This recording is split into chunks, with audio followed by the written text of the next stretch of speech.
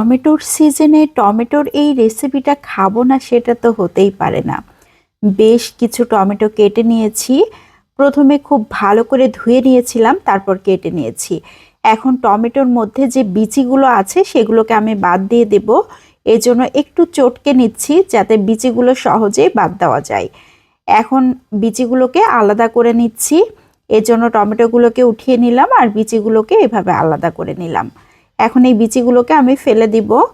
এখন চুলাতে একটা প্যান বসিয়ে দিয়েছি, তার মধ্যে 2 টেবিল চামচের মতো সয়াবিন তেল দিয়ে দিচ্ছি।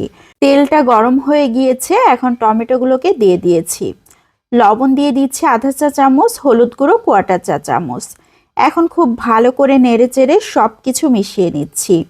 এই পর্যায়ে আর তেমন কিছুই দিব না।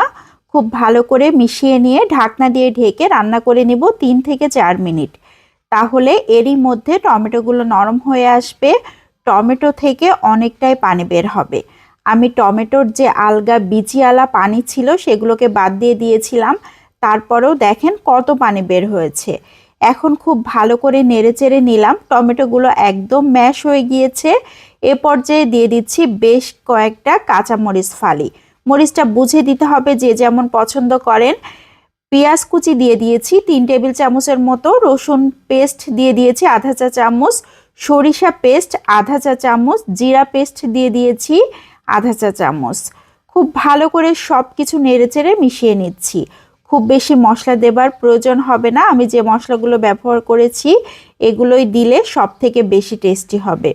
তবে সরিষা পেস্টটা দেবার চেষ্টা করতে হবে, তাহলে টেস্টটা পারফেক্ট আসবে। এখন খুব ভালো করে নেড়েচেড়ে মিশিয়ে নিয়েছি। এ পর্যায়ে দিয়ে দিচ্ছি বেশ কিছুটা পরিমাণ ধনিয়া পাতা কুচি। আবারও খুব ভালো করে নেড়েচেড়ে নিচ্ছি। এ পর্যায়ে কিন্তু অনবরত নাড়াচাড়া করতে হবে, নাড়াচাড়া বন্ধ করা যাবে না, তাহলে নিচ থেকে লেগে যাবে। তখন আর ভাজিটা খুব ভালো মতো হবে না। টমেটোর এই ভাজিটা করতে খুব বেশি সময় লাগে না। এভাবে নাড়াচাড়া করতে করতে একটা সময় দেখা যাবে তেলটা উঠে আসা মতো হয়ে গিয়েছে, একদম আঠালো টাইপের হয়ে গিয়েছে, একটা জায়গায় জড়ো হয়ে আসছে। তখন বুঝতে হবে আমাদের ভাজি একদম কমপ্লিট হয়ে গিয়েছে। এখন আমি সার্ভ করে নিচ্ছি। দেখেই বোঝা যাচ্ছে কতটা ইয়ামি হতে পারে।